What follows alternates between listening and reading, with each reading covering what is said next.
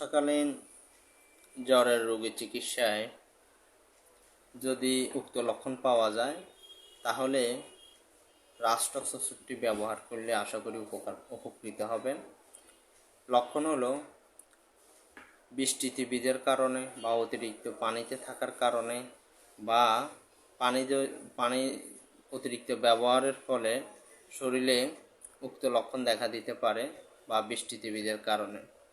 তো প্রথমত হলো জিহ্বার অগ্রভাগ ত্রিভুজাকৃতি লাল দেখা যাবে, শরীরে ব্যথা বেদনা কামড় চিমড় থাকবে এবং টিপলে ভালো লাগবে, গরম সেঁক দিলে ভালো লাগবে, অস্থিরতা লাগবে। আর অস্থির থাকলে অস্থিরতে উপশম, উত্তাপে উপশম এবং নড়াচড়ায় উপশম।